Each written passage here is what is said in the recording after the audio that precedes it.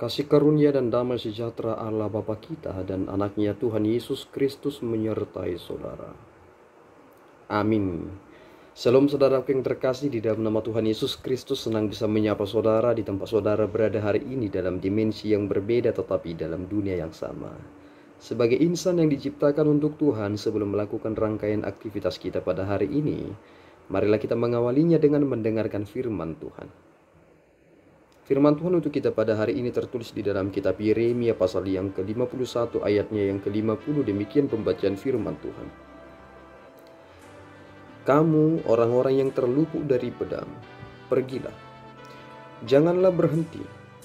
Ingatlah dari jauh kepada Tuhan dan biarlah Yerusalem timbul lagi dalam hatimu. Demikian pembacaan firman Tuhan. Saudaraku yang terkasih di dalam nama Tuhan Yesus Kristus, ketika kita mencoba mempelajari secara mendalam perihal kisah sejarah di dalam perjanjian lama terkait tentang terbuangnya bangsa Israel ke perbudakan Babel, ternyata Tuhan merencanakan sesuatu hal yang lain, bahwasanya hal itu juga telah timbul dalam penglihatan yang diberikan kepada Yeremia, bahwasanya sumber kehancuran dari Babilonia sendiri akan berasal dari bagian utara.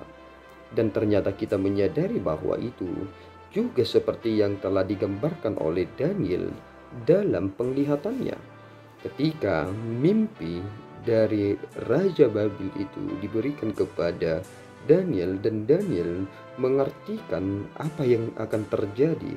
Ternyata hal itulah yang terlihat sebagaimana Yeremia menuliskannya, bahwasanya Allah tidak membiarkan bangsanya menjadi pribadi yang benar-benar tertindas melampaui apa yang Tuhan perintahkan. Mereka terbuang ke pembuangan di Babilonia itu seizin Tuhan, tetapi Tuhan membatasi apa yang harus dilakukan kepada bangsa itu. Tetapi lihatlah apa yang dilakukan oleh bangsa Babilonia itu. Ternyata mereka sangat tertindas.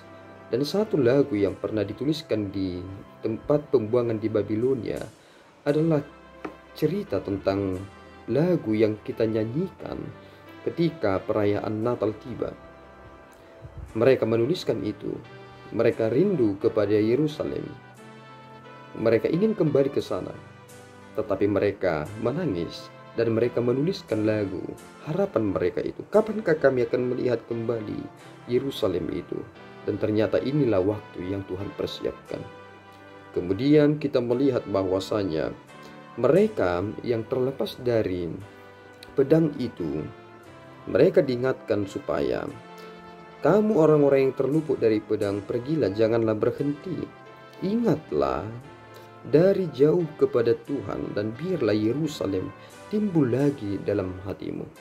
Bahwasanya mereka ini telah membabi buta. Mereka memporak-porandakan bait suci yang merupakan tempat kediaman Allah menurut teologi orang-orang Israel. Mereka memporak-porandakannya, membuat itu luluh lantah dan seperti tidak berguna sama sekali. Tetapi Allah tidak tinggal diam dengan hal itu. Ternyata Tuhan telah mempersiapkan bangsa yang besar, yakni bangsa dari Persia yang akan menghancurkan mereka. Dan kemudian inilah kesempatan emas bagi bangsa Israel untuk kembali ke tempat mereka di Yerusalem. Bukankah ketika kita memikirkan tentang kronologi ini, mungkin kita akan berkata ini adalah waktu yang begitu lama, tetapi ini adalah waktu Tuhan. Itulah yang sebenarnya yang penting bagi kita. Apakah yang kualami ini, yang kukerjakan ini, sesuai dengan apa yang Tuhan tetapkan dalam waktunya? Jika aku memaksakan kehendakku, padahal Allah berkata belum waktunya, maka apa yang saudara bisa lakukan? Mereka harus terbuang begitu lama, tetapi pada akhirnya mereka akan menerima pengampunan dari Allah dengan cara bagaimana? Mereka akan diizinkan keluar dan kembali kepada tanah nenek moyang mereka. Dan itulah mengapa mereka selalu menyanyikan nyanyian ziarah, karena mereka memiliki kerinduan untuk kembali ke Sion. Di sanalah hal itu dinyatakan, di sanalah berkat itu mereka terima, dan itu mengapa mereka terus merindukan itu. Oleh karena itu, saudaraku yang terkasih, kita harus memikirkan baik-baik. Belakangan ini, semakin banyak orang yang berupaya untuk menghancurkan orang lain yang telah melukai perasaannya. Kita memang memiliki perasaan, kita memiliki harga diri, tetapi ada orang yang demi harga dirinya, ia mencelakakan juga orang lain. Padahal yang diterima tidak seberapa, tetapi yang ia lakukan kepada, yang membuat kepada dia itu tidak dapat masuk akal, dan akibatnya ia harus mengalami hukuman yang berat atas tindakannya tersebut. Kemudian ketika kita mencoba merenungkan ini, bukankah hal yang terbaik adalah jika hal itu terjadi, aku juga semakin mengintrospeksi diriku juga. Jangan-jangan hal itu juga yang pernah aku lakukan kepada orang lain tetapi aku tidak menyadari, sehingga orang lain melakukan hal yang serupa kepadaku dan aku tersinggung. Kita harus memikirkan ini baik-baik, sebab tidak ada hal yang tidak berlaku surut dalam dunia ini. Jika kita berkata, semuanya toh baik-baik saja walaupun aku jahat, saudara, itu keliru. Dan mungkin saudara adalah orang yang mudah disesatkan dengan pemahaman yang demikian. Mari kita belajar dari apa yang terjadi dari bangsa Babilonia, bangsa yang besar, tetapi runtuh seketika hanya karena Tuhan menghukum juga bangsa yang menghukum bangsanya. Hati-hati dengan semua yang telah diberikan kepada saudara. Perlu keadilan dan juga kebenaran. Tuhan Yesus memberkati kita berdoa.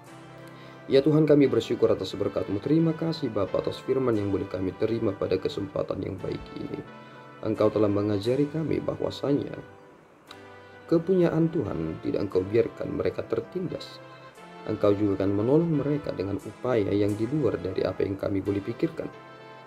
Kami berserah Bapa, biarlah hal-hal yang terjadi dalam hidup kami menjadi pembelajaran yang penting, sehingga kami semakin mengasihi Tuhan, mencintai Tuhan, dan benar-benar hidup taat sungguh-sungguh untuk selama-lamanya. Terimalah ya Tuhan dua pujian kami, di dalam Yesus kami berdoa dan mengucap syukur. Anugerah Tuhan kita Yesus Kristus, kasih setia Allah Bapa, dan persekutuan Roh Kudus menyertai saudara. Amin. Tuhan Yesus memberkati.